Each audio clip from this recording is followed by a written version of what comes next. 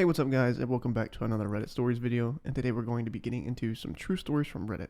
Perfect to listen to if you're studying, sleeping, or like I do, at work. But thank you for stopping by. Before we get into this, please like the video and subscribe to the channel. Helps out the channel a lot, and would like to see what we can accomplish in 2025.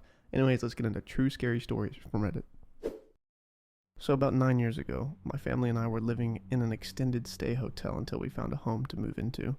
We had been there a while and had made quite a few friends. We learned that some people had lived there for over 10 years. One morning, my mom and I were relaxing in our night clothes while watching the TV.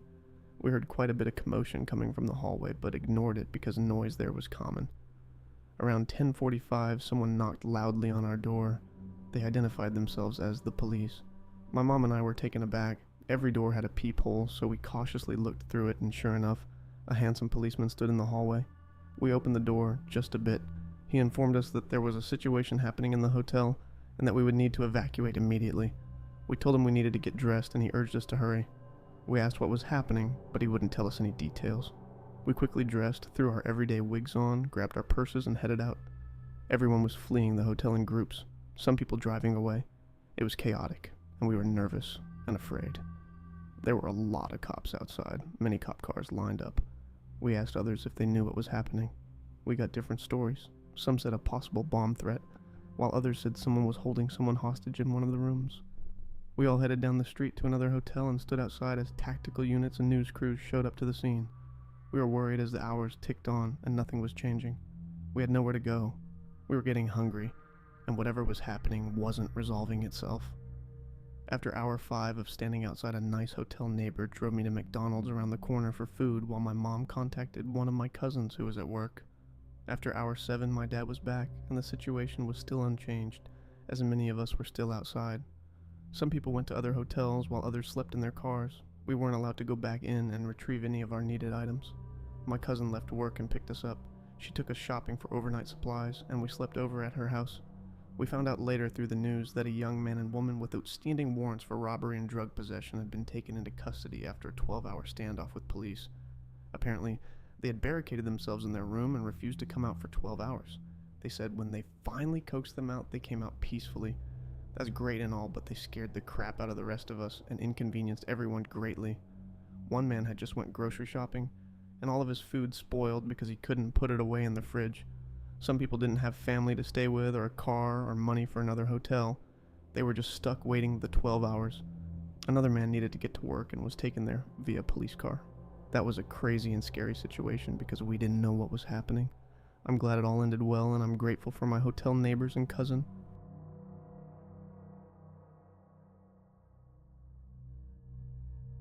Before I tell my tale, you need some context. When I was young, my family were heavily Christian, making me spend my Sundays at service and Wednesdays at youth group.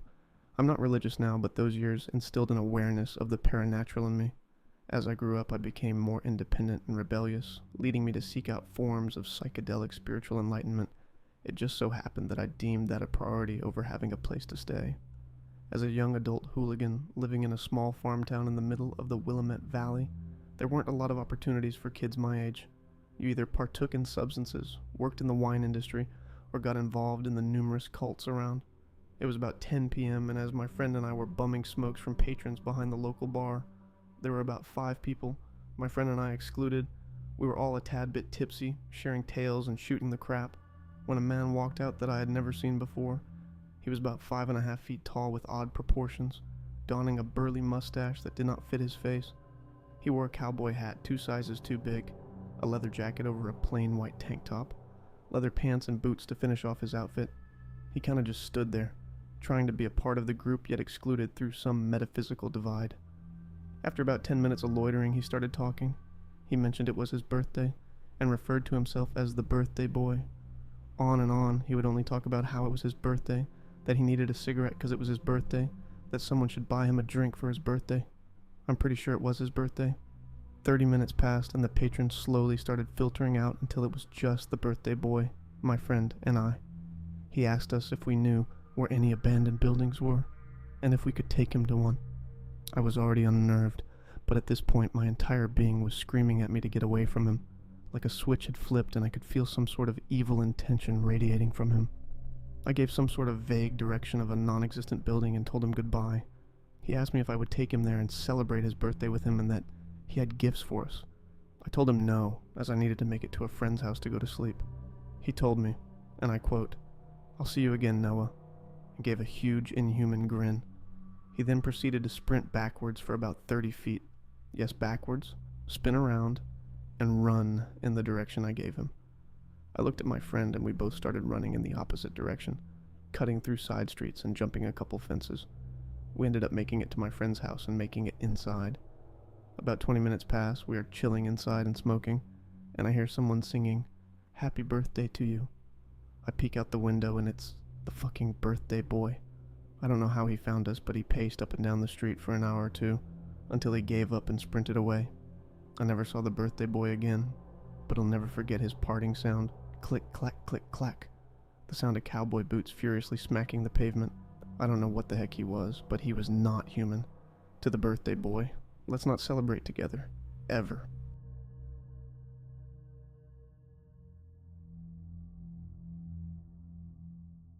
I'm a 19-year-old woman living in the PMW.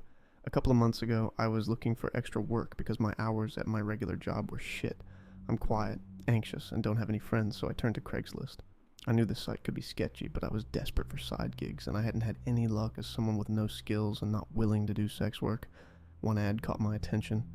It offered $50 for someone to take photos of a property using either a camera or something above an iPhone 12, and I at the time had an iPhone 14, promising it would only take an hour or two. I emailed the poster and soon got a text back. The man said I seemed like the perfect fit and invited me over that same day. What's funny is I actually made a post on r/tooafraid2ask about if it was a dumb idea, which everyone told me to take a person with me. I didn't and deleted the post shortly after. The house was about 20 minutes outside of town, surrounded by dense forest. It was small and run down, but nothing that raised alarms. The man who greeted me looked like he was in his 50s. Unremarkable. He invited me inside. The house was completely empty. No furniture, just dust and dirt. I asked where to start taking photos, but he was dodging the question, making small talk and asking personal questions about me instead. My anxiety was building, so I kept the small talk going, but then he began staring at me intensely. I dropped my phone at one point when we eventually started taking photos through the house, and when he picked it up, he held onto it a little too long before giving it back. Unprompted, when taking photos of the master bedroom, he brushed my face with his hand, complimented my skin. I knew it was stupid coming here, but at that point my blood truly ran cold, and I was done making excuses in my head. I made a quick excuse to leave, something about my mom, but when I turned toward the door, he grabbed my arm. I still have the picture I took after the ordeal of the bruises on my forearm. It felt like it was going to get snapped in half. I'd brought a small knife for self-defense, a gift from my paranoid mom who would have never let me come here if she had known. Without thinking, I pulled it out and stabbed him in the arm. It was one of those that released with the push of a small button. He let go, swinging at my arm with the knife, but I was already running out of the house. I got into my car and drove until I was at a gas station and my heart was calm. I called the police and explained everything. They took it seriously. I came in to make a report and answer questions. They searched the property and the surrounding forest but didn't find him. The house turned out to be abandoned, and in the basement they found a pack of zip ties. A report was made, but he's still out there. I call sometimes for updates, but it's never anything of substance. I've never told anyone about this other than the police, not even my mom.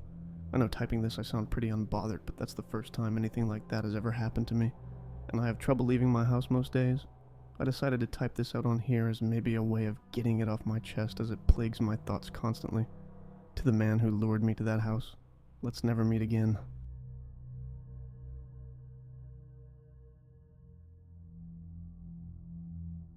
I've never told this story fully, but I remember it clearly. There were some woods next to my one friend's house that we used to walk through at the time when we were teenagers. Back in the woods a bit, there was the remains of some old structure, like a small house or something. There were concrete walls about chest high, no ceiling or roof left, and a lot of it was overgrown. We had a group of 4 friends back in the woods during the day, and we decided to try to clear out this structure a little bit. We had a hatchet, machete, some pocket knives, etc. We thought we were some real Boy Scouts out there, I guess, and we cleared out some of the overgrowth. Adjacent to the structure, there was also a circular hole in the ground filled with some bricks. Maybe it used to be a silo, I don't know. But we dug a small hole inside the walls, put some bricks up around it, and even used some mud to hold it together. We gathered some sticks and branches, and by the time it turned dusk, we had a fire going. We were hanging out for a while until I had to go number 2, which would mean walking back to one friend's house. It was maybe a 10-minute walk or less that I'd made tons of times, so even I wasn't too worried. I brought a flashlight and walked into the woods. I started to hear what sounded like a second set of footsteps, and I stopped. It didn't sound like an animal, and it seemed to stop when I did.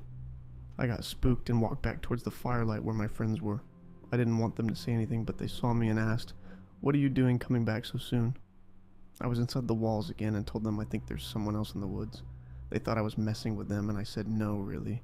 And then we heard a noise from close by. It was too dark to see, but sounded like it came from right outside the walls. To describe the sound, it was sort of like someone dropping an empty metal water bottle onto the concrete. We got up startled, dumped a lot of water on the fire, and got out of the structure. The walls were crumpled enough to slip through the side, and we took the shorter, more difficult route through some thick brush to get to the road quicker. We got out of the woods as quick as we could, and got to the road, and looking back, someone did come out of the woods behind us. All we really saw was a man in a hoodie who followed us out of the woods and stopped by the road. So that guy. Let's not meet.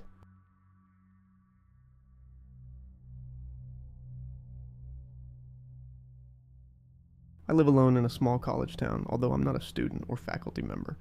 My apartment is in a duplex on a residential street just a few blocks from campus, which most of the students have left for their winter break. Things get very quiet when they're not around. Late Wednesday night, I woke up to a disturbing sound outside. It was someone crying, but not in a normal way.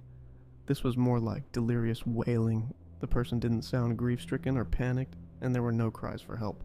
Otherwise, I'd probably have gone outside cautiously to check things out. This sounded more like someone doing an impression of a ghost, but being a little too convincing.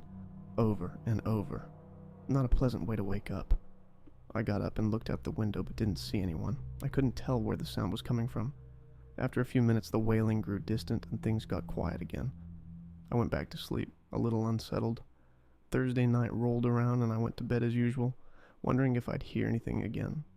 Sure enough, I was awakened a few hours later, but this time the sound was completely different. At first I wondered if there had been a heavy snowfall because I heard what sounded like the edge of a shovel scraping the sidewalk. It was very rhythmic. 2 plodding footsteps followed by a long and drawn-out scraping.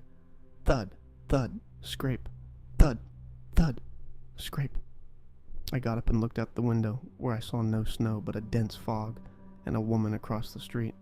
It took me a minute to tell if she was wearing some strange hat, but then I realized that the hat was her hair. It was long down to her waist, and completely filthy and matted, bunched up into a single mass that looked like a gigantic glistening hairball. The woman was standing with her shoulders hunched forward and her arms crossed behind her back like a figure skater or dancer.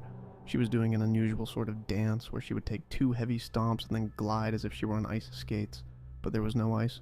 I couldn't tell how she was gliding so gracefully and effortlessly across the pavement. It was almost hypnotic to watch, because she appeared to be elderly and frail, but she could spin, glide, and maintain balance on a level that would be hard for me to keep up with. Each time she would glide, I'd hear the scrape sound of her shoe against the pavement. There were no additional steps to the dance, just the rhythmic stomp, stomp, glide headed in one direction, before twirling around and doing the same steps in the other.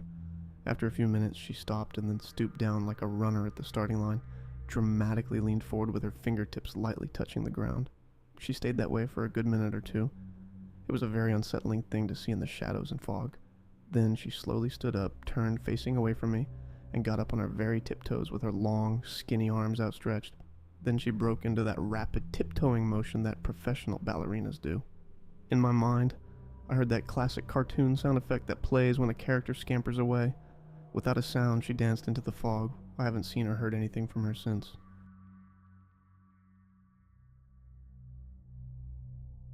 When I was about 19 or 20, my very best friend in the world was dating this guy. He was really cute, funny, and sweet.